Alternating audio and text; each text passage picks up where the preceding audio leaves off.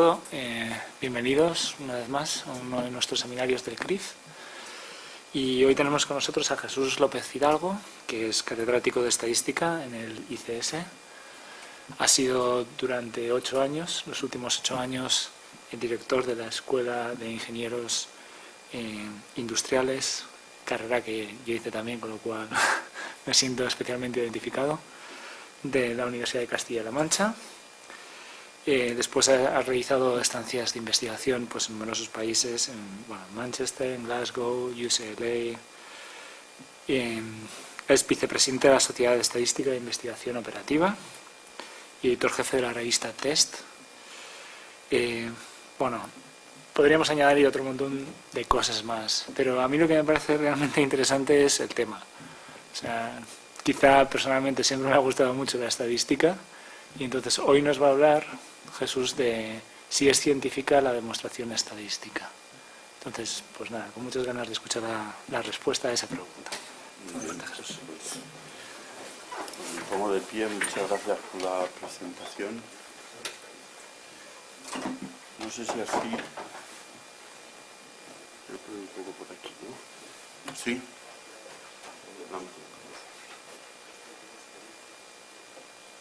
Así está bien. Un poquitín más arriba el micrófono. ¿Sí? ¿Está bien? No creo que esté encendido.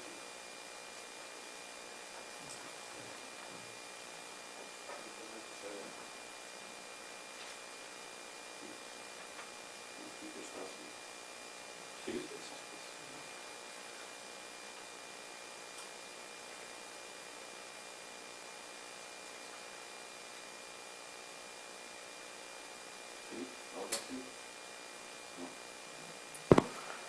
Ahora, vale. Ahora sí, ¿no? Bueno, pues muchas gracias por la presentación y también por la invitación a dar esta charla. Llevo años recibiendo los mensajes del CRIF, siempre con muchas ganas de venir a los seminarios, pero hasta hace 4 meses me pillaba un poco lejos, ¿no? Ya a partir de hace 4 meses pues ya he podido venir a algunos, no a todos, porque algunos me han pillado fuera. Y bueno, también para mi sorpresa pues acabo dando un seminario del CRIF, cuando a mí lo que me interesaba era sobre todo venir a aprender, ¿no? Entonces yo voy a vender mi libro, que es la estadística, ¿no? Y es de lo que voy a hablar, es de lo que sé algo, no mucho, y la charla está preparada un poco en plan divulgativo, pero también enfocada hacia el título, que es pues si realmente la estadística demuestra algo o no demuestra nada, ¿no?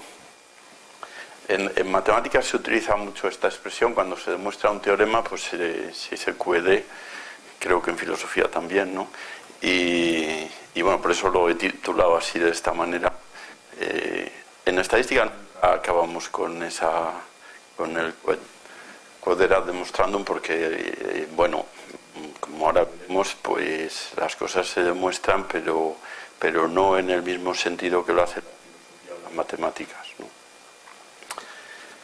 Bueno, el esquema de la charla sería primero hablar de lo que es una realidad patente a todos, sobre todo después de los últimos desastres de predicción de intención de voto, que la estadística tiene una cierta mala prensa. Luego, la estadística y el sentido común. Yo defiendo que la estadística no es otra cosa que el sentido común, pero llevado allá un poco más allá, donde hace falta unos cálculos matemáticos un poquito más complejos que no se pueden hacer por la cuenta de la vieja, digamos. Y hablo de la magia blanca de la estadística porque, bueno, tiene su parte mágica, hasta tal punto que hay gente que considera la estadística como una caja negra y en la que unos confían ciegamente, cosa que es un grave error, ¿no? Yo, cuando la gente me dice, yo es que no creo en la estadística, pues yo les digo, yo tampoco. Es que no, en la estadística no hay que tener fe. La estadística pues tiene su método y da los resultados que da, y lo bueno que tiene la estadística es que es capaz de medir sus propias limitaciones, es capaz de medir el error. Pues es que a veces se oculta. A veces se deja un poco en la letra pequeña, pero lo hace, de hecho lo hace. Y luego quería hablar de manipulación en distintos niveles, manipulación buscada o no buscada. O sea, yo creo que la mayor parte de las veces es fruto de la ignorancia, de no saber suficiente estadística, ¿no? Y algunos temas candentes que bueno, yo no voy a llegar a todo, voy a acabar, no sé a qué hora debería acabar, pues, pero vamos, intentaré no pasarme de 50 minutos o algo así, ¿está bien? Vale, bueno, pues y ya donde llego y ya está, y saltaré algunas cosillas, pero me pasa casi siempre con esta charla que soy incapaz de quitar, voy quitando cosas, esta misma mañana he quitado un montón de cosas y aún así pues queda demasiado cargada. Entonces la mala prensa, pues hay un cierto miedo a la estadística, en general. Miedo, pues lo que decía, al desastre de las últimas predicciones de voto, al uso que otros puedan hacer de ella, ¿no? En investigaciones, por ejemplo. Bueno, a ver si lo que han hecho es correcto o han utilizado pues este modelo, este análisis, que en realidad pues camufla la realidad o nos lleva a resultados equivocados. A sus limitaciones, que como acabo de decir, las tiene, pero que podemos medir. Y a sus nuevas dimensiones, por ejemplo, la gran capacidad de cálculo que tenemos ahora, la posibilidad de hacer simulaciones que nos resuelven problemas irresolubles desde un punto de vista matemático, porque bueno, pues no podemos llegar a encontrar exactamente una distribución de unos datos, sin embargo, haciendo simulaciones, pues podemos por lo menos aproximarla. Técnicas de remuestreo, métodos bayesianos y todo el gran tema del Big Data que supone pues el análisis de grandes cantidades de datos, y todo esto pues asusta un poco, ¿no? Porque ya empiezan a ser cosas que se salen un poco incluso del sentido común que hablaba antes, hasta cierto punto. Pero a la vez que hablo de la mala prensa, también me gusta hablar de la prensa mala, que nos hace un flaco favor, ¿no? Aprovechando que ya se ha ido el periodista, pues entonces pongo siempre este ejemplo, tengo otro después, ¿no? Esto fue un estudio que hicimos con financiación de la Junta de Castilla y León, del rendimiento de los estudiantes de las universidades públicas de Castilla y León. Entonces empezamos a hacerlo público, hacer públicos los resultados de una manera muy simple, o sea, no dimos todo el informe ni mucho menos, y un periódico de Zamora pues publicó esto: los estudiantes de Zamora entre los que más rinden. Bueno, pues es totalmente falso. O sea, los estudiantes de Zamora eran los que menos rendían, no los que más, o sea, es que eran los que menos. Lo cual tenía su justificación, y es que allí están las ingenierías. Entonces, bueno, pues era razonable que las tasas de rendimiento fueran más bajas en Zamora. Pero claro, para nuestra sorpresa, pues no sabemos por qué publican esto.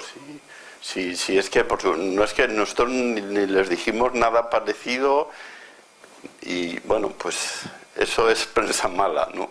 Afortunadamente no siempre es así, claro, pero bueno, luego uno lee el texto y efectivamente en ningún sitio se dice tal cosa. Pero el titular es el titular, ¿no? Bueno. También a mí me hace mucha gracia las encuestas de los telediarios, ¿no?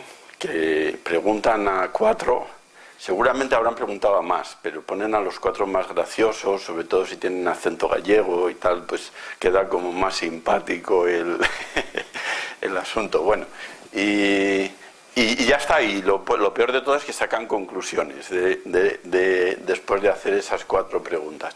O algo que hacemos nosotros, ¿no? Nos vamos pues a otro país, por ejemplo, a un país más o menos exótico, y entonces aquellas personas que están entre 7 y 15 días pues establecen teorías generales sobre ese país irrefutables. O sea, con los 7, 15 días que han estado ya les sirve para ello. En cambio, cuando uno ha estado un mes, pues ya sigue estableciendo teorías generales, pero se ha dado cuenta que hay excepciones a su teoría general, ¿no? Y por supuesto, cuando uno ya ha estado un año en un sitio, pues no se atreve a generalizar, ¿no? Como mucho dirá, pues en la ciudad en la que yo estuve, en el barrio en el que yo estuve, en tal, pues se hacen así las cosas, pero no necesariamente en todo el país, ¿no? Bueno, estadística y sentido común. Bueno, esta es una frase que no se le atribuye a nadie, que yo sepa, pero una muestra de estadística convenientemente torturada confiesa lo que quieras. Bueno, esto no es cierto, no es cierto, pero vamos a tratar un poco de ver por qué no es cierto. Bueno, pero claro, la gran pregunta aquí es, ¿existe el azar? Porque al final la estadística se basa en las leyes del azar. Y yo esta charla la titulo habitualmente, vamos, esta, o una que doy parecida, la titulo El azar no existe. Que luego acabé escribiendo un pequeño librito de divulgación que lo he titulado así, El azar no existe. Y bueno, pues este es un matemático famoso del siglo pasado, bien conocido, y decía que el azar es la medida de nuestra ignorancia.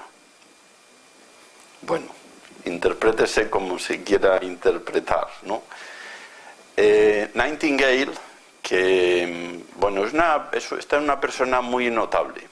Es la que desarrolló en primera instancia la enfermería, pero también pues es la primera mujer que forma parte de la Royal Society en el Reino Unido, de estadística.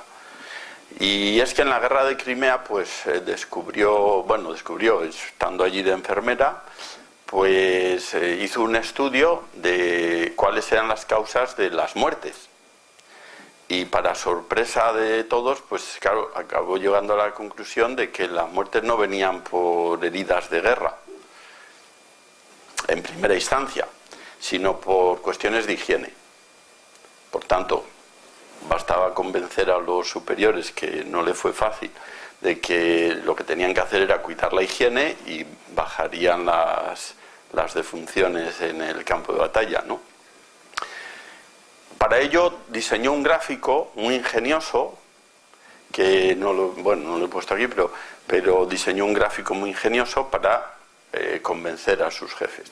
Lo hizo y al final efectivamente se comprobó que se salvaron muchas vidas gracias al cuidado de la higiene. Hoy día pues esto ya no es sorprendente para nosotros, pero en aquellos momentos pues sí, claro, porque la higiene no se cuidaba tanto.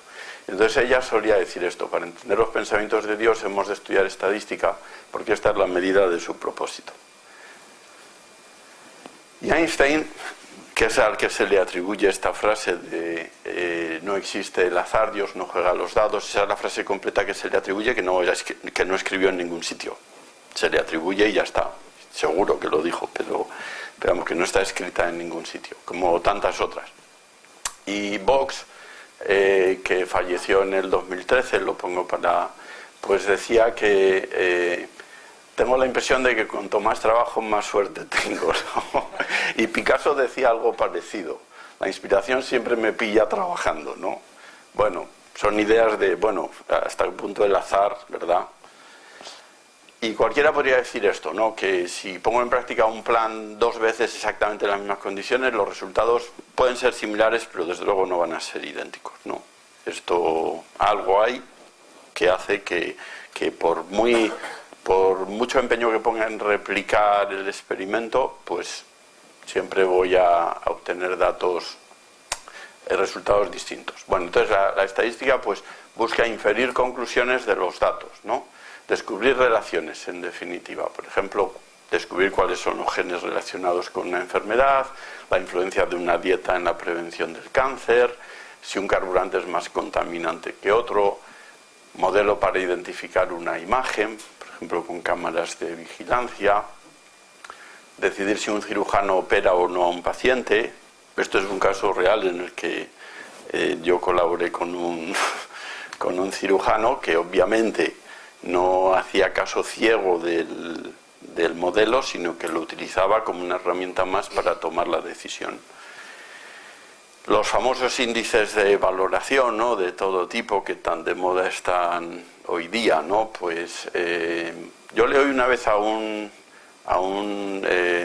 premio Príncipe de Asturias esta frase, más o menos así, ¿no? Decía, da miedo el uso de los indicadores. Es verdad que da miedo, ¿no?, el uso, digamos, por lo que decía antes, con una fe ciega. Pero la verdad es que da más miedo a los que no quieren usarlos, ¿no? Porque un indicador, por malo que sea, pues nos va dando una idea de cómo están las cosas. Bueno, incluso para fichar al delantero que necesitamos. Esto se hizo en Estados Unidos con un equipo de béisbol, pues hubo un estadístico, hizo un estudio necesitaban a alguien, ¿no? Entonces hizo un estudio de todos los jugadores de la liga de béisbol, no la primera liga, sino ligas inferiores, y llegó a la conclusión de que el que necesitaban era fulanito, ¿no?, después de estudiarlo todo. Fulanito estaba en segunda o en tercera división, costaba dos duros, pero bueno, lo ficharon y efectivamente, pues fue un crack, porque era lo que necesitaba el equipo. No necesitaba un gran jugador, sino alguien que resolviera a lo mejor un problema determinado. Bien, la magia blanca que decía, pues, bueno, la estadística moderna, lo que hoy entendemos por estadística, es como la fusión de dos disciplinas que evolucionaron independientemente. Una es el cálculo de probabilidades, que nació allá por el siglo XVII y que formaba parte estrictamente de la matemática pura, y que lo utilizaban al principio en cálculo de probabilidades en juegos de azar. Luego empezaron a utilizarlo para la formación de jurados en un juicio, ¿no?, para la formación equitativa de jurados. De hecho, algunos de los grandes de la probabilidad, pues eran como Fermat, por ejemplo, era juez, ¿no?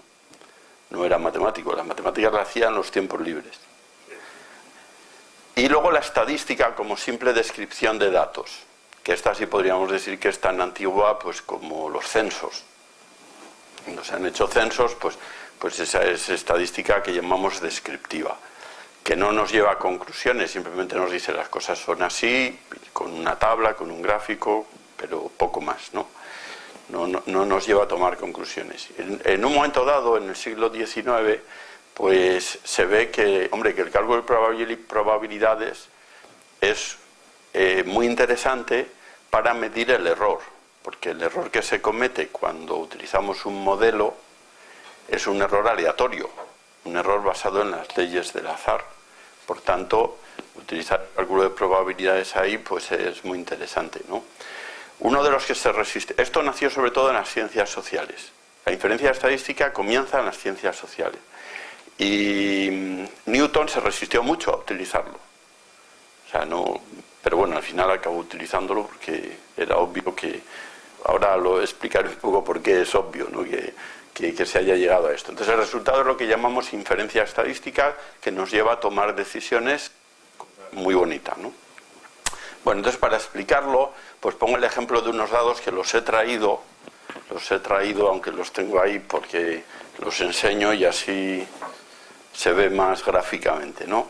Si yo tengo, este es un problema, planteo un problema, es un problema de probabilidad, pero imaginaos que es un problema de cualquier ciencia, no necesariamente un problema de probabilidad.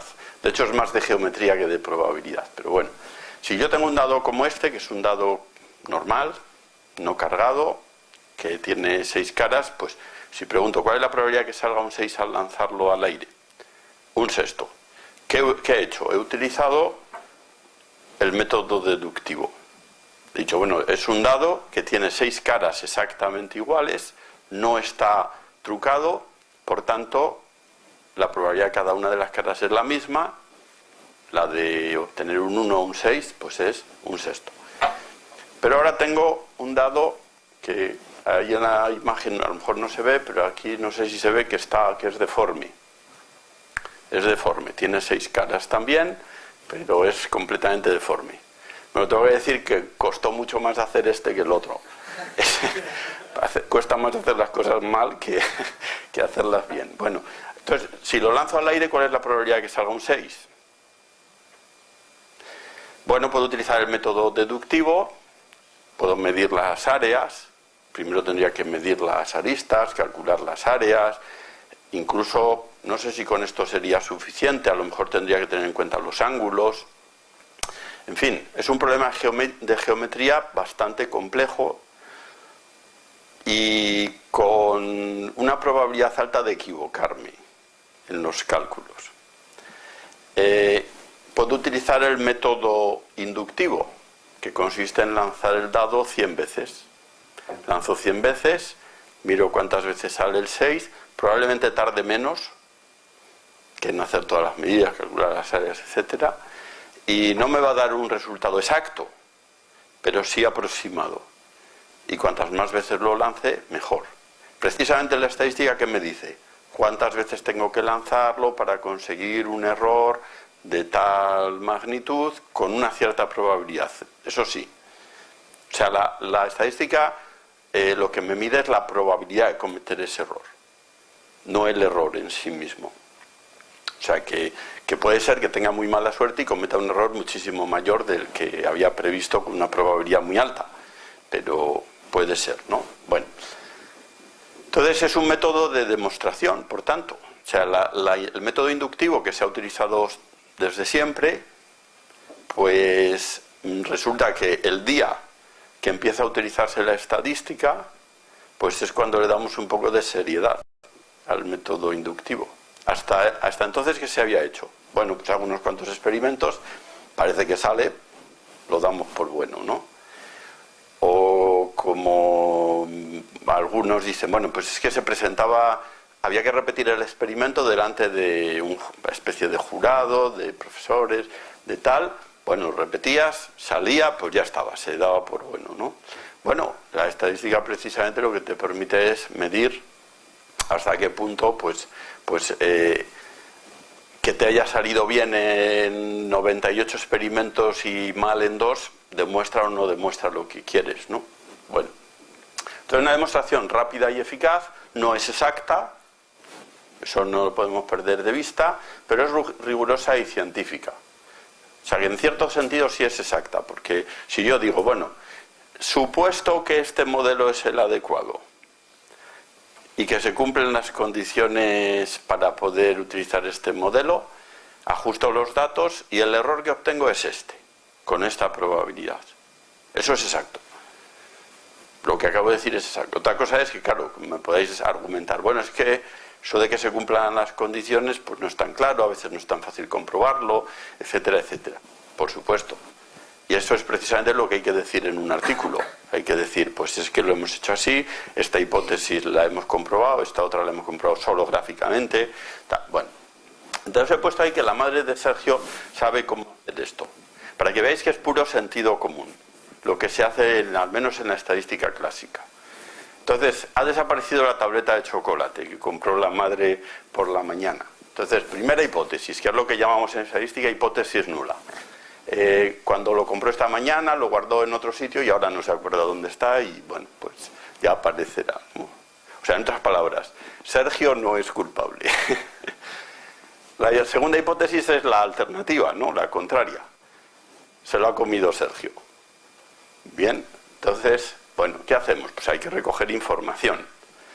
Buscamos en otros armarios, en bolsas, en fin, la madre busca por distintos sitios, pero no aparece. Entonces, finalmente convoca a Sergio. Y Sergio asegura que no sabe nada del tema. No sabe absolutamente nada. No es muy buena la foto, pero no sabe nada. Entonces, bueno, pues la madre tiene unos datos, ¿no? Ha recogido los datos, como marca el procedimiento, y con esos datos, pues tiene que tomar una decisión. Entonces, no puede sancionar a Sergio si no está completamente segura. Se iría contra los mínimos principios de educación.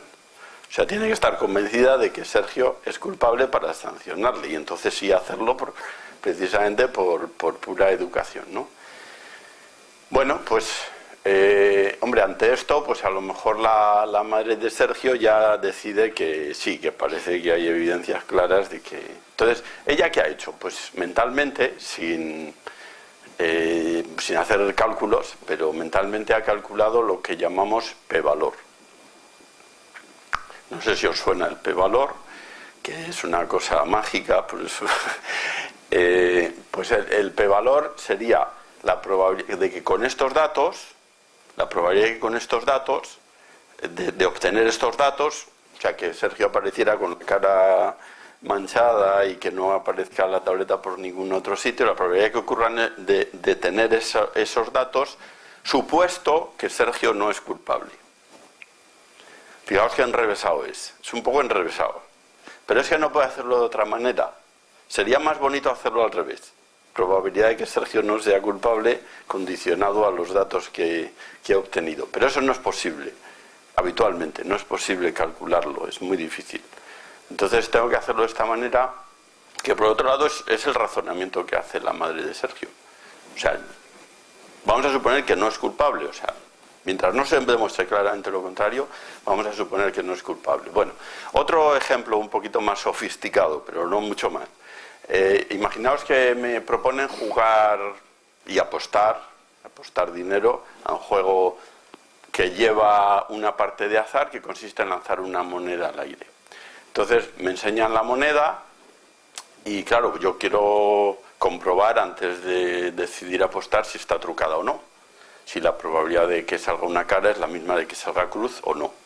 Que por cierto parece ser que en el euro no lo es, hay estudios por ahí que no lo es. Pero bueno, quiero comprobar esto. Entonces, ¿qué hago? Pues método inductivo. Lanzo 100 veces la moneda y resulta que sale 63 caras. Entonces pregunto, ¿con esto doy por bueno que la moneda no está trucada o sospecho? Hasta el punto de llegar a la conclusión de que está. Deberían salir en torno a 50, ¿no? Bueno, pues esto ya es un poco más complicado. Aquí cuando pregunto, no os pregunto a vosotros, pero cuando pregunto siempre hay unos que me dicen que sí, otros que no. O sea que no parece tan claro así a simple vista. Entonces yo puedo calcular la probabilidad de obtener 63 caras, supuesto que la moneda no está trucada. Y esa probabilidad es de 3 entre 1000. Bajísima, ¿no? Es bajísima. Bueno, ese no es el p-valor exactamente. El p-valor es un poquito más grande, tampoco me detengo en ello. Pero bueno, es parte del p-valor, digamos. En cualquier caso, el p-valor final, no sé si lo tengo aquí puesto, bueno, no lo tengo, pero el p-valor final es un poco más grande, en cualquier caso, muy pequeño. O sea que yo con esto tengo razones fundadas para sospechar que la moneda está trucada. ¿Veis? Eso pues, nos lo proporciona el cálculo de probabilidades. Bueno, claro, ¿qué ocurre? Los problemas reales no son tan sencillos. Los problemas reales que nos planteamos en investigación no son de lanzar una moneda al aire. Son problemas en los que intervienen variables que, en fin, de las que no se sabe mucho. Pero ya luego contaré la magia del teorema central del límite, que me permite aproximar distribuciones de probabilidad y por tanto calcular probabilidades. Bueno, entonces el modelo estadístico, a mí me gusta representarlo así, de una manera un poco simplista, pero representarlo así, ¿no? Por una parte tengo la realidad que yo quiero estudiar y por otra parte utilizo un modelo matemático. Entonces ese modelo, como decía Box, pues es falso. Partimos de la idea de que es falso. Lo importante es que elija bien el modelo y sea útil. Entonces, aquí en esta cajita voy a meter la discrepancia entre la realidad y el modelo. Y eso bien empaquetado, pues lo llamamos azar, aunque no lo sea. Porque ahí van incluidas otras variables que no puedo medir, que no sé cuáles son, y entonces pues están ahí, punto. Y fundamentalmente pues son eso, variables que yo no soy capaz de tener en cuenta, o que no quiero tener en cuenta porque, bueno, porque son más o menos despreciables.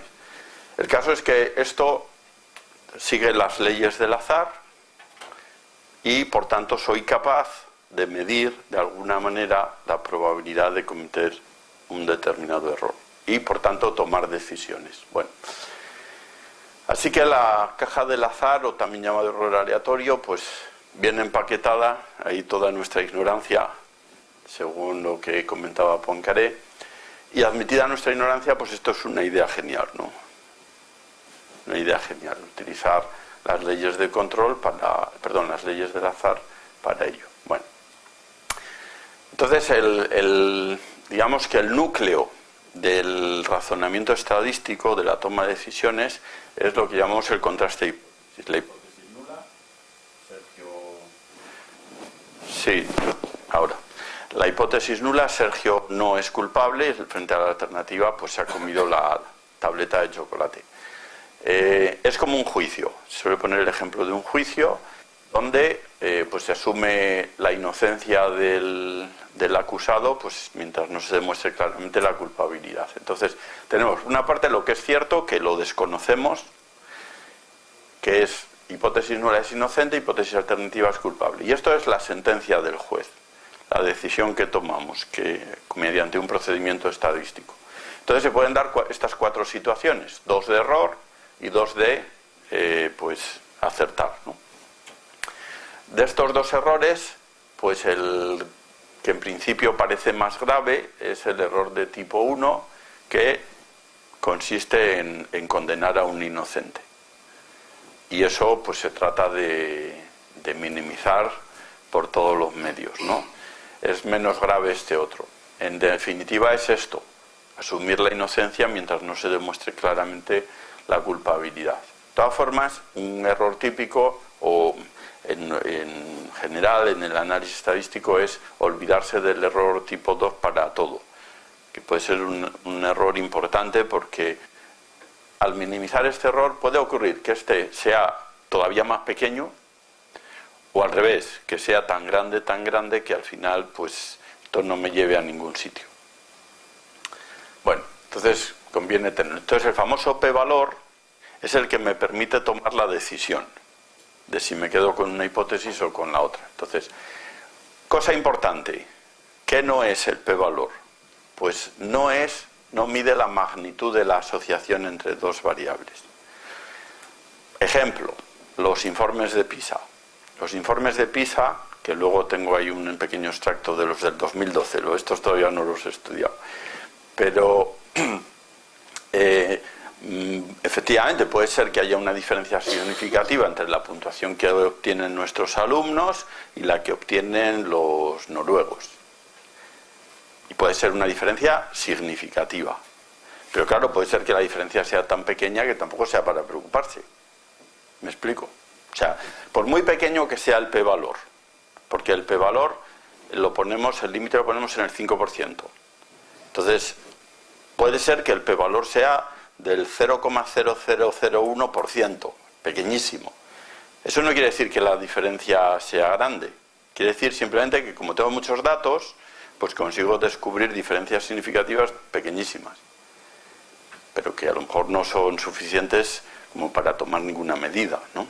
Bueno, no es la probabilidad de H0, o sea, no es la probabilidad de que Sergio sea inocente. Ojalá fuera capaz de calcular esa probabilidad, pero no es posible, eso no es posible. No rechazar la hipótesis nula no significa aceptarla. Esto va contra las leyes de la lógica, porque son 2 hipótesis, una contraria de la otra.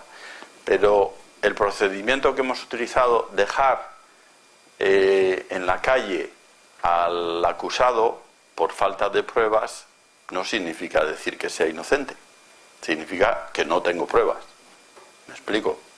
Entonces esto también es muy importante, porque a veces pues se toma el no rechazo de la hipótesis nula como una demostración de algo, y eso no es correcto.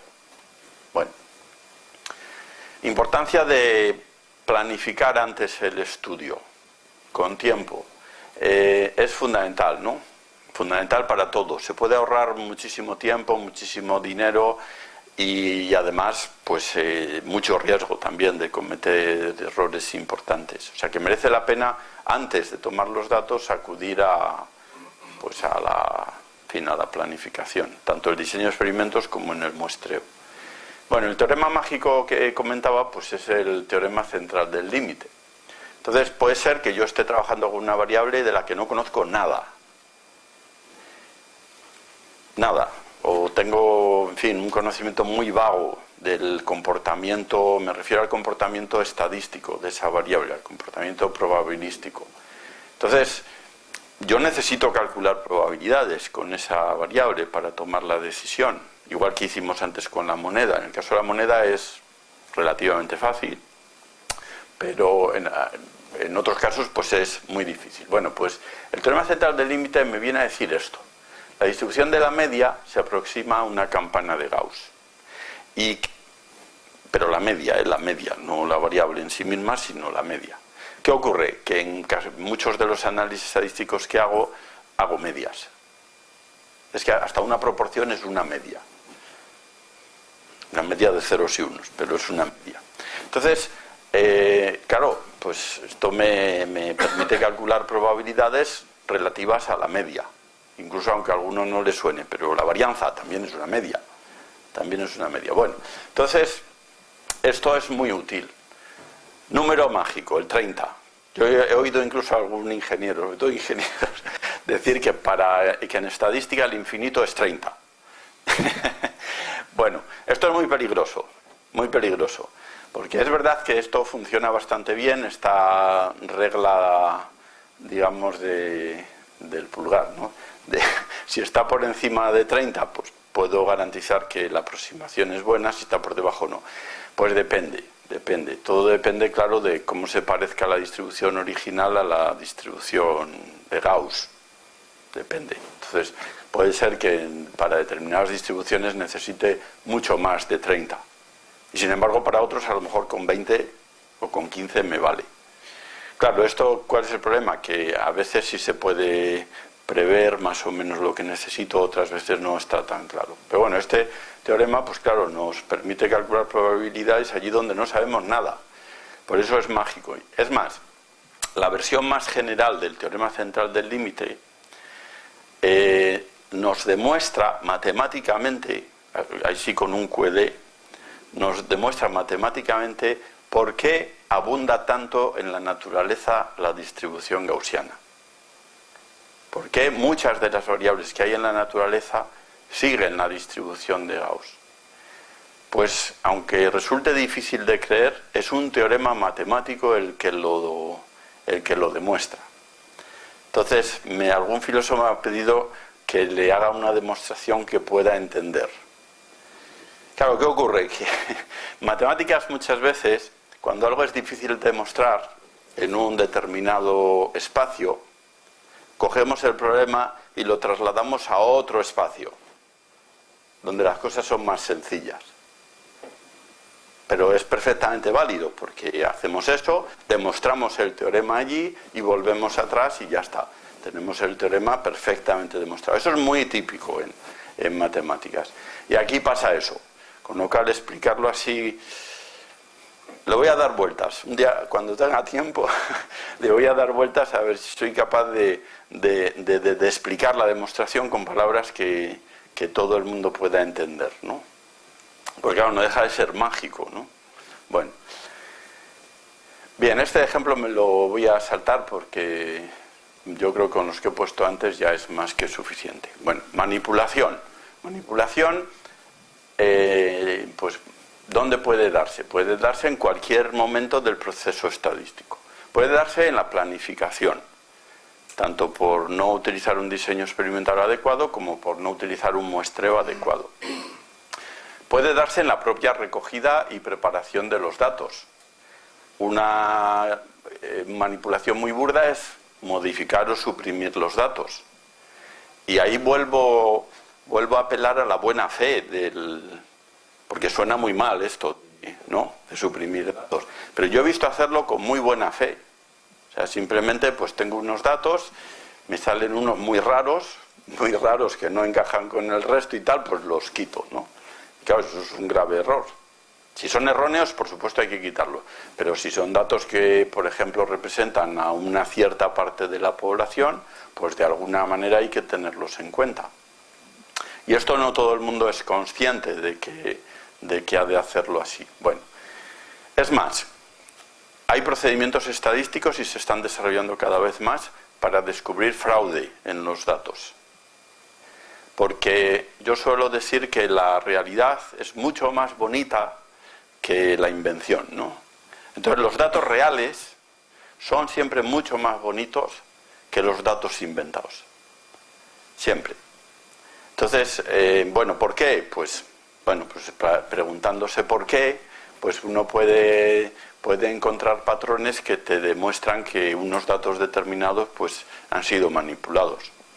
Bien, en el análisis, pues la elección equivocada del análisis. Yo cuando hablo de análisis lo hago equivalente al modelo. O sea, un análisis concreto es un modelo que yo estoy aplicando. Bueno, por ejemplo, el tratamiento de la no respuesta. Si no se trata la no respuesta y la no respuesta es importante, pues estoy llegando a conclusiones erróneas. Interpretación y toma de decisiones. Bueno, pues los gráficos. Con los gráficos hacemos maravillas. Tengo algún ejemplo por ahí. Bueno, la comunicación de los resultados. Bueno, yo me gusta transmitir siempre en esta charla que la estadística debería formar parte de la cultura general. No ya que todos los científicos deban saber estadística. Eso, por supuesto, algo de estadística. Evidentemente, no pueden ser expertos en estadística. Pero es que debería ser parte de la cultura general. Y si todo el mundo debería saber quién es este señor del caballo, porque es cultura general, pues también la gente debería saber un poquito de estadística. Bueno, porque protege, ¿no? Bien, en el plan de recogida de datos, decía Fisher, que es el padre del diseño de experimentos, o sea, de la planificación de los experimentos, que llamar a un estadístico después de que el experimento ya está hecho, ya se han obtenido los datos, es llamarle para que realice un examen post-mortem, solamente para decir de qué murió el experimento, ¿no? Porque, bueno, y es muy frecuente, ¿no?, que acudan a pedir ayuda ya con los datos, ¿no? Es más, incluso muchas veces con la respuesta de los revisores del artículo en una revista. Eso es muy típico. A veces incluso en la segunda revisión, porque ya aguantan hasta la segunda para venir a pedir ayuda, ¿no? Bueno, Sófocles, pues decía, uno debe probar a hacer algo aunque uno piense que ya sabe lo que va a ocurrir. Aunque piense que sabe lo que va a ocurrir, no lo sabe con certeza hasta que no lo pruebe, ¿no? Bueno, si no sabes hacia dónde vas, pues cualquier camino te lleva allí, ¿no? Porque al diseñar un experimento hay que saber hacia dónde se va. Lo primero, ahora lo comentaré, ¿no? Pero lo primero es, al iniciar una investigación, lo primero es determinar cuáles son las hipótesis que quiero demostrar. Y no al revés. Antes de recoger los datos, antes de planificar el experimento, tengo que tener claro qué hipótesis quiero demostrar. Con eso planifico el experimento, recojo los datos y hago el análisis. Lo que no puedo hacer es recoger datos sin ningún tipo de criterio y luego ver a ver qué encuentro ahí, ¿no?, en esos datos. Porque voy a encontrar cosas, pero por azar, no porque sean correctas. Bueno, luego pongo un ejemplo. Este es un ejemplo, bueno, gracioso, real, o casi real, pero donde se ve muy bien el efecto que puede tener una mala planificación, o mejor dicho, una mala recogida de los datos. Porque en este caso los datos están bien planificados. Bueno, Fisher, pues, que era un inglés muy inglés, pues en su departamento siempre tomaban el té a las 5 de la tarde, ¿no? A las malas lenguas decían que con eso controlaba que nadie se fuera antes de las 5. Y un día pues tenían a una invitada, Mrs. Bristol, y entonces pues le sirvió el té amablemente, le puso el té, luego la leche, y ella dijo, es que yo quiero primero echar la leche y luego el té.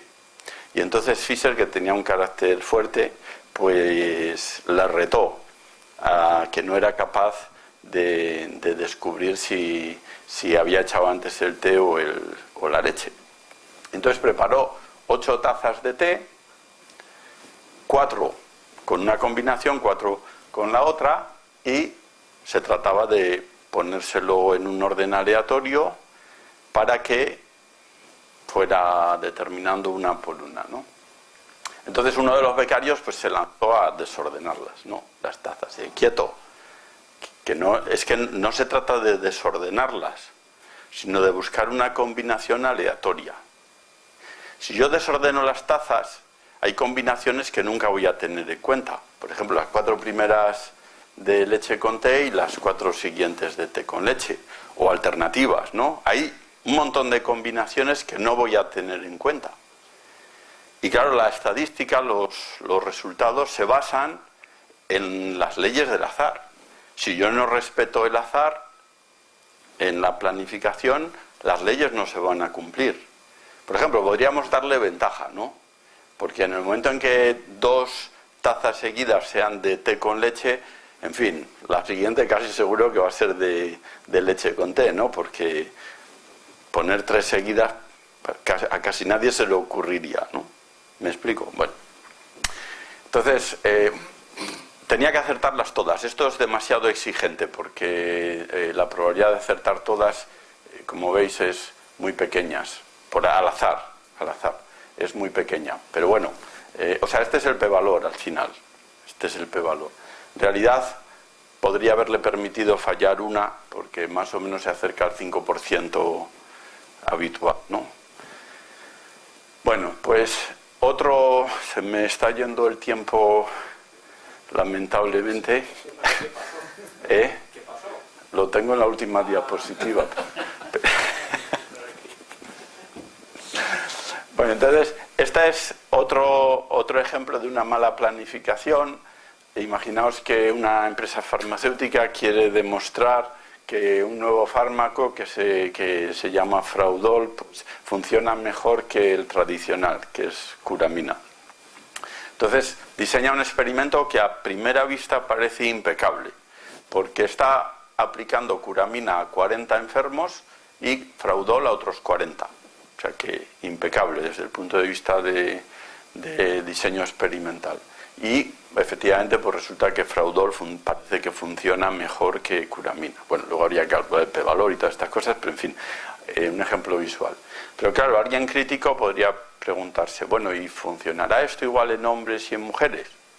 Pues decir, bueno, es que no me interesa, a mí lo que me interesa es demostrar que es mejor. Sí, pero puede ser que esa variable influya.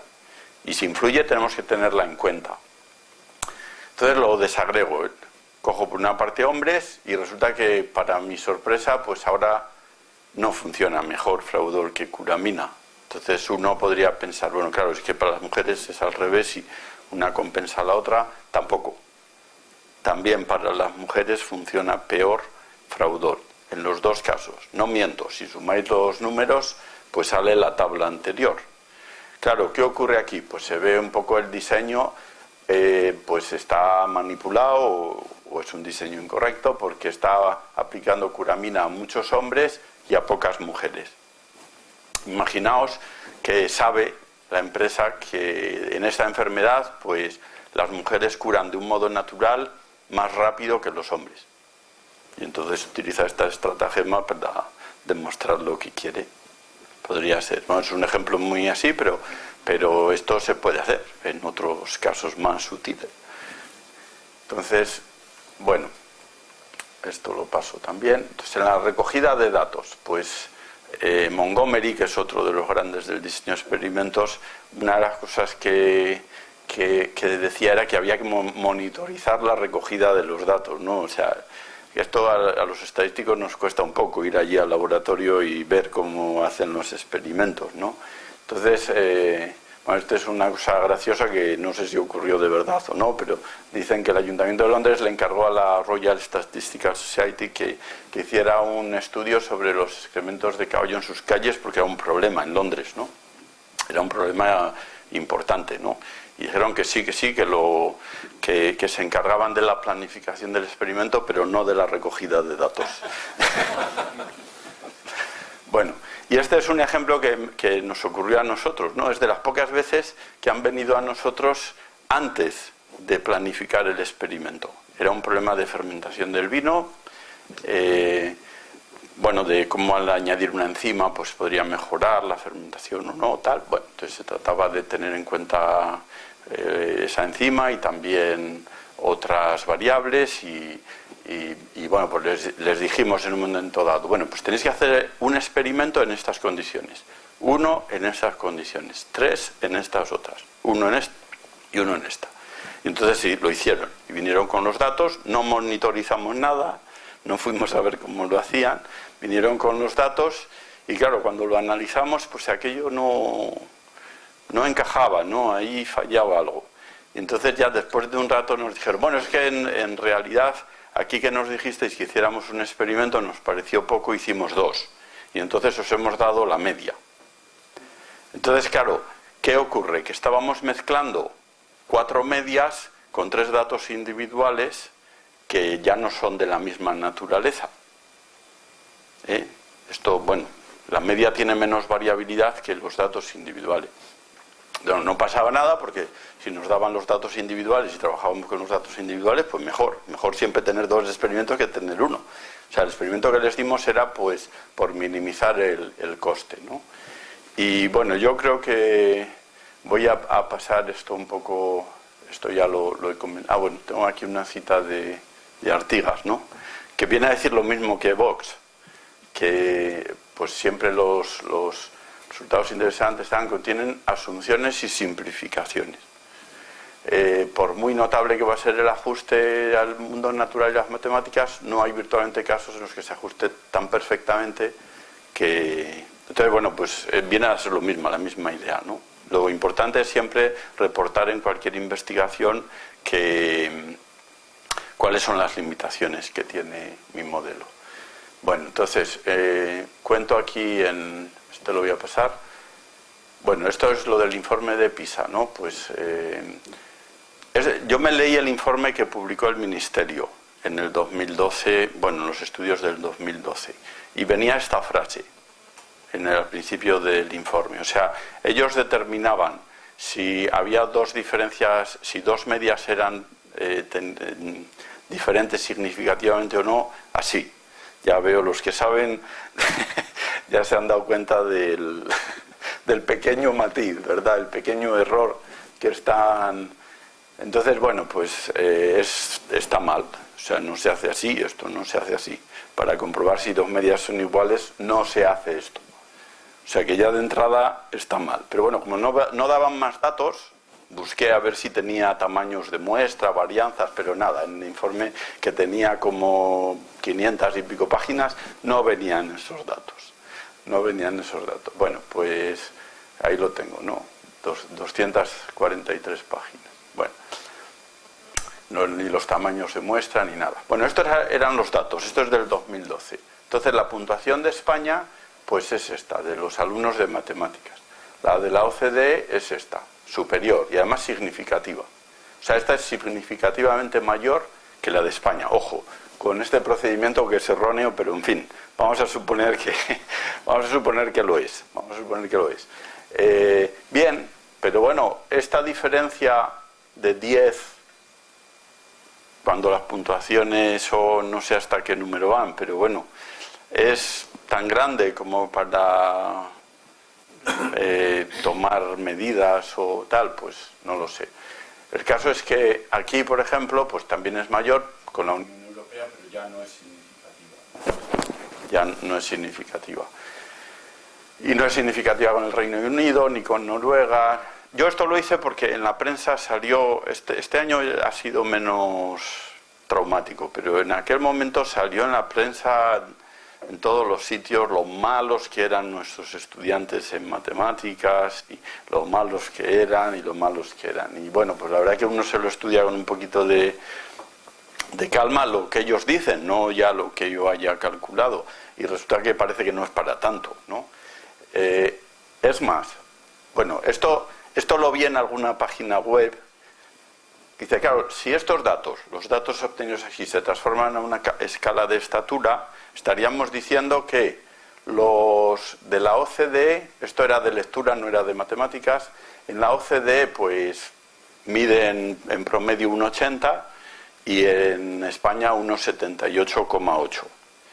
Entonces sí, las diferencias son significativas, pero en fin, es para ponerse nerviosos porque sean más altos los de la OCDE que nosotros. Bueno, esto no se debe hacer, porque es jugar con la escala. Y jugar con la escala es muy deshonesto, porque la variabilidad no es la misma en un caso que en el otro. Entonces, con estas cosas hay que tener cuidado, ¿no? Bueno, una cosa que también digo para vendernos es que la prueba de matemáticas de los alumnos de PISA pues tiene un 25% son preguntas de estadística.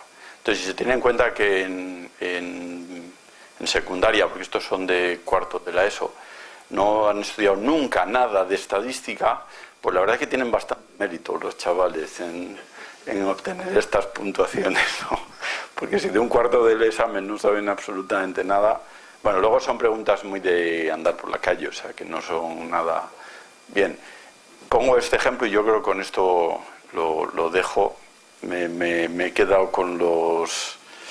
Pero bueno, este es un poco antiguo, pero es que es tan bueno, y en el libro este que he escrito de divulgación he censurado esto, claro, y esto, pero aquí lo pongo para que se vea que es real, ¿no? Es un ejemplo real. Entonces, bueno, pues la limpieza en la ciudad en datos, que ha mejorado un montón, ¿verdad?, en estos últimos 4 años, que como todo el mundo puede entender, son los 4 años de mandato del alcalde, que ahora mismo se presenta a la reelección, ¿no? Parece bastante obvio. Entonces, aquí hay una cosa que es una mentira, porque además de la mentira hay otras cosas muy criticables. Pero es que hay una cosa que es mentira. No sé si os habéis dado cuenta que la escala aquí en principio va de 60.000 a 70.000. Y fijaos dónde ha puesto el 64.000, ¿no? Es una cosa... A eso se añade que lo ha puesto en una perspectiva que puede dar también una impresión falseada, ¿no? Entonces, bueno, pues voy a hacerlo bien. Voy a hacerlo bien, sin tal, en su misma escala, o sea, exactamente lo mismo que han hecho aquí. Y esto es lo que sale. Y ahí se ve que, en fin, que no está nada claro que pues que haya grandes diferencias. Es una fluctuación bastante típica. Es más, alguno podría ponerse matemático y poner aquí el origen en el 0,0, ¿no? En el 0,0. Entonces es plano. Bueno, probablemente ni un gráfico ni el otro sean los más adecuados, ¿no? Ayer, no diré nombres, pero bueno, en un artículo que estamos ya pues escribiendo y tal, me decía, hemos hecho unos análisis tal y pusimos un gráfico tal, y entonces había escrito en el texto, y ahora para ratificar lo que hemos demostrado estadísticamente, con p-valores, con tal, ponemos este gráfico. Eso a mí me hunde, ¿no? Porque un gráfico no demuestra nada, ¿no? Los gráficos son peligrosísimos. Yo siempre digo que los gráficos hay que utilizarlos al principio, que pueden servirnos para descubrir relaciones que a lo mejor no estaban muy claras, y al final, sobre todo al final, para convencer al que no sabe qué es un p-valor ni va a entender lo que hemos hecho, convencerle gráficamente de lo que hemos demostrado ya, pero no para demostrar nada. Hay veces en los que por falta de datos, por los motivos que sean, necesitamos un gráfico para demostrar algo. Eso es verdad. Hay gráficos muy buenos que sí que demuestran cosas, pero en fin, en general pues no sirven de mucho. Yo creo que lo dejamos aquí, ¿no? La solución. Bueno, pues parece ser que sí que lo acertó. Esto se sabe por no me acuerdo ahora del autor, pero por un libro en el que lo cuenta, y parece ser que sí que acertó al final, ¿no? Muy bien, pues nada, muchas gracias.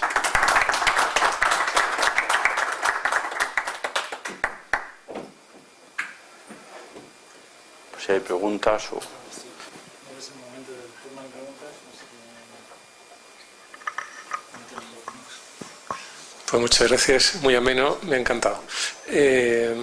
Yo tenía una pregunta que quizá es un poco de formación profesional porque estoy en el Comité de Ética de Experimentación Animal y entonces en algunos experimentos se plantea de modo rutinario el hacer desaparecer de los resultados los outsiders, es decir, pues si por un poner, vamos a ver, si yo estoy dando una dieta para que engorden unos animales y luego administrar un producto a unos y a otros no, los que no reaccionan a esa dieta engordando son quitados de en medio de ambos grupos.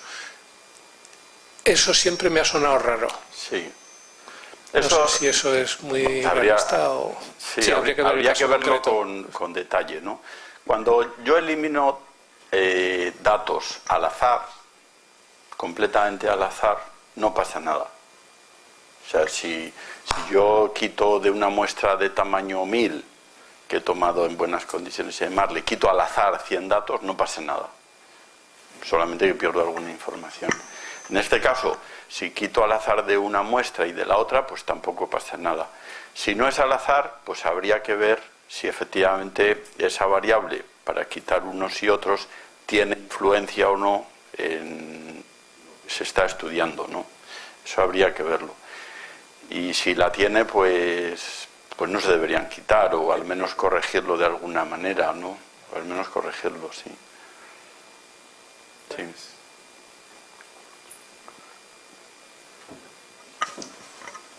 Yo, Fran.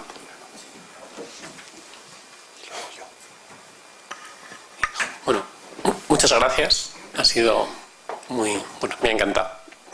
Una pregunta. Vamos a ver.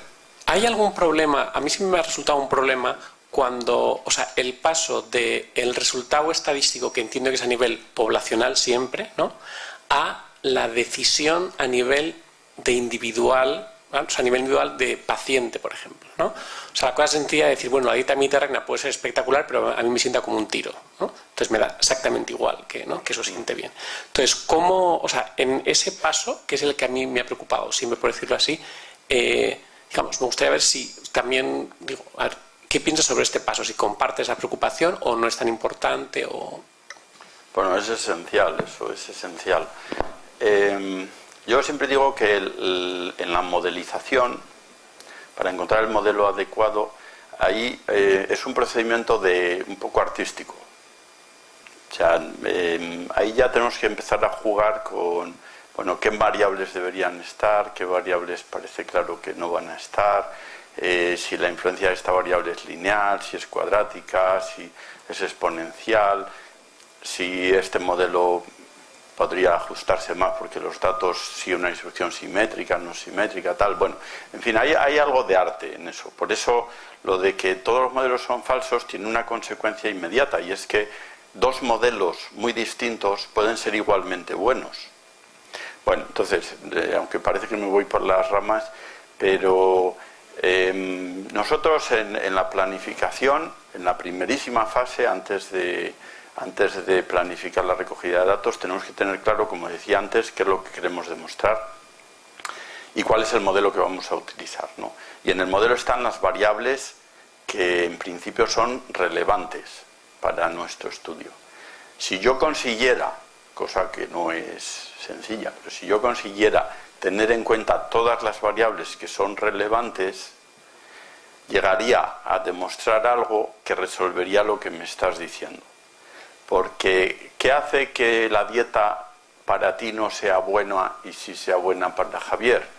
Pues que hay una variable que tengo que ver cuál es, tengo que captarla de alguna manera que os diferencia.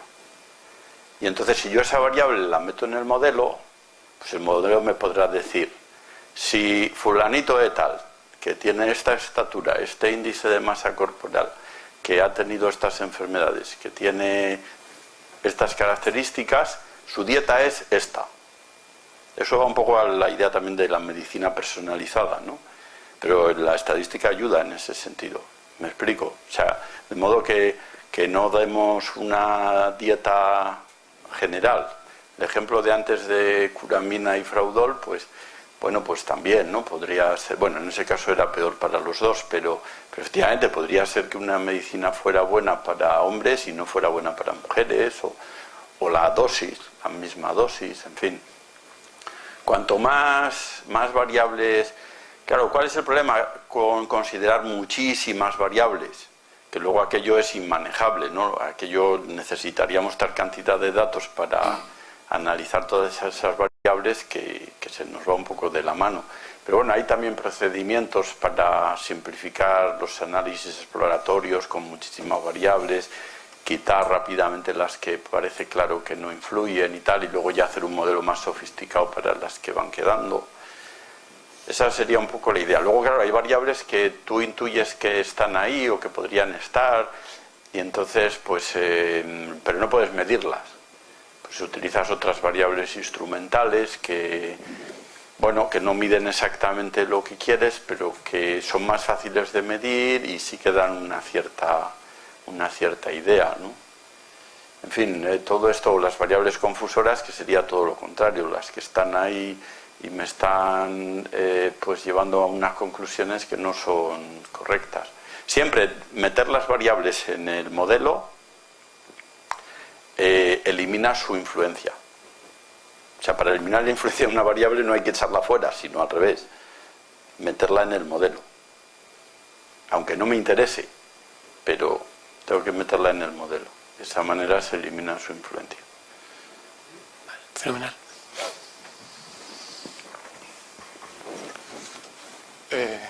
Voy a intervenir yo, ahora te paso porque había pedido el turno. Autopedido. Autopedido. Bueno, he de decir que el título de tu libro de divulgación me encanta. El azar no existe. Y creo que al principio, además, pues has explicado muy bien cómo el azar en todas esas cuestiones es un azar que los físicos llaman noseológico. Es decir, tiene que ver con nuestro desconocimiento. Así que ni mucho menos estamos hablando de un azar ontológico. Pero además yo diría, en todo esto me parece que la cuestión es que no es simplemente que el azar sea noseológico, sino que es contextual.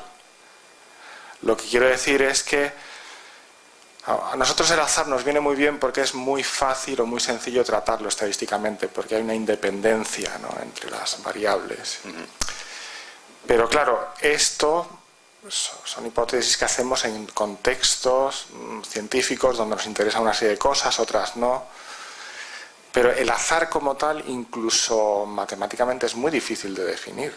O sea, hay diversas definiciones de azar, y si no entiendo mal, y por eso te hago la pregunta, en general no hay un método genérico para decidir cuándo una secuencia de números es aleatoria o no. O sea, que hay trabajo sobre el azar. Entonces, lo que quiero decir con esto es simplemente que me parece que tenemos que ser cada vez más conscientes de cómo la estadística sirve en la medida que construye un sistema, y dentro de ese sistema está ofreciéndonos un cierto conocimiento contextual. Quería referirme a esta idea, ¿no?, la contextualidad, ¿no?, dentro de un... Sí. Bueno, tengo un ejemplo de real, que lo iba a presentar, ya veis que queda mucho por aquí. Si cogemos los 200 números de la finalización, el último número de la lotería, no son los 200 últimos años, pero más bien los 200 primeros años de la Lotería Nacional, hasta el 2013 o algo así, o 2000, por ahí, ¿no? Pues resulta que tienen esta distribución. Bueno, este sería el 0, el 1, el 2, el 3, el 4, el 5, 6, 7, en fin, no está puesto ahí, pero... Entonces ya veis que esto da que pensar, ¿no? Así de entrada, estos deberían ser todos iguales, ¿no? O sea, los 10 dígitos deberían aparecer unas 20 veces cada uno. Y sin embargo sale esto. A pesar de que uno... O sea, puede haber manipulación, puede haber tal, pero no en el último número. El último número parece que no es... sí, es verdad que ahí está la pedrea o esto, ¿no?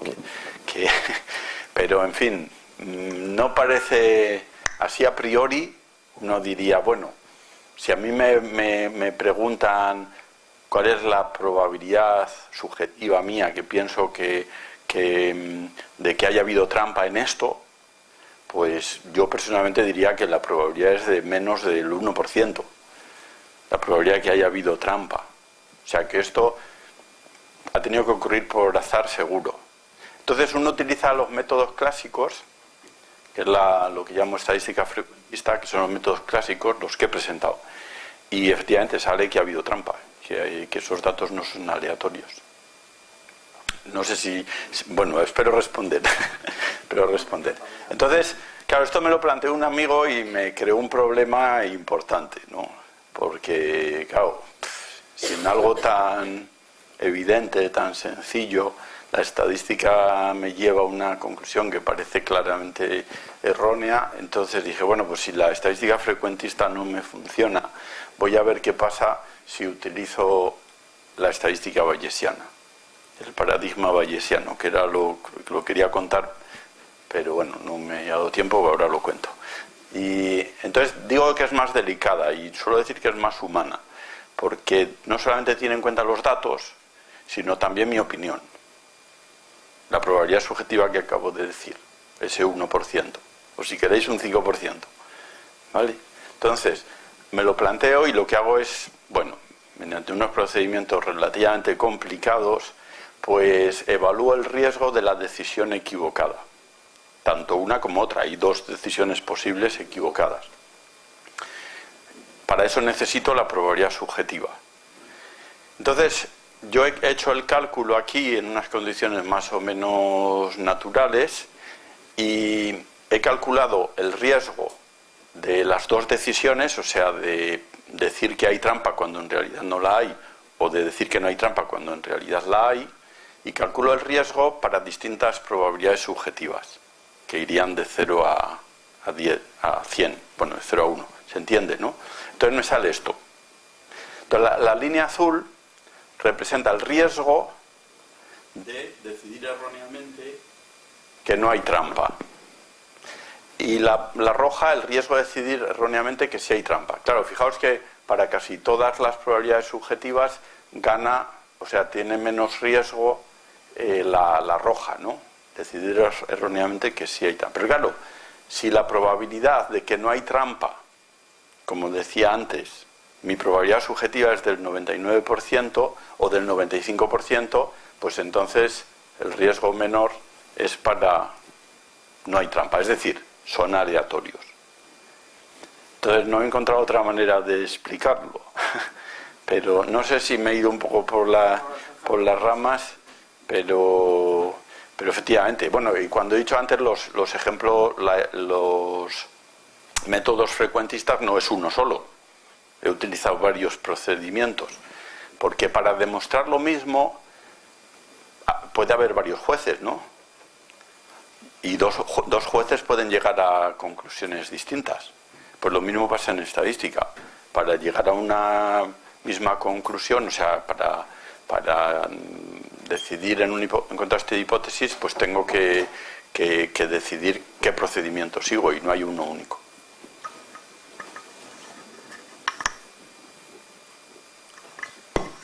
Sí, de primero me gustaría agradecer a usted para la introducción sobre los prejuicios que uno puede tener sobre los países que visitamos, porque muchas veces se arrepiente de ideas sobre los unos sobre los otros. Y mi pregunta es más o menos simple. ¿Se puede entender algo de la estadística fuera de una intencionalidad? Fuera de una intencionalidad. Lo que quiero decir es que, por ejemplo, con el ejemplo de Messi y Cristiano Ronaldo, Sí. si uno tiene ya en la cabeza que Messi es mejor, Vale. no saca inmediatamente datos que muestra que, mira, tiene 5 balones de oro y no sé qué, y todo eso. Pero al final en la televisión se ve claramente que hay algo que piensan ya que Messi es mejor o que es Cristiano o que es otro. Sí, vale, entiendo. Pues precisamente lo que decía antes, ¿no? Lo primero que tenemos que hacer es fijar la hipótesis. Y en ese caso la hipótesis sería Messi es mejor que Ronaldo, ¿no? Y eso lo hacemos de antemano. Y es lo que hay que hacer. Es lo que hay que hacer. Porque si yo quiero demostrar esa hipótesis, diseñar bien el experimento no es diseñarlo para demostrar eso aunque sea falso, sino al revés. Diseñar el experimento, planificar la recogida de datos, es planificarlo para demostrar eso, si es verdad, o sea, para obtener el mínimo error. Y si yo planifico bien el experimento y no es verdad, no voy a llegar a esa conclusión. ¿Me explico? O sea que... Pero todo pasa porque yo planifique bien y recoja bien los datos. ¿Me explico? Es verdad que, a ver, si no te entiendo mal, es verdad que un investigador puede decir, bueno, yo quiero demostrar esto y entonces ya empiezo a lo que tú comentabas antes, pues quito de aquí, quito de allá y con eso llego a demostrar lo que quería. Pero precisamente ahí la estadística en la planificación lo que te proporciona precisamente es una herramienta para evitar cometer cualquiera de los dos errores.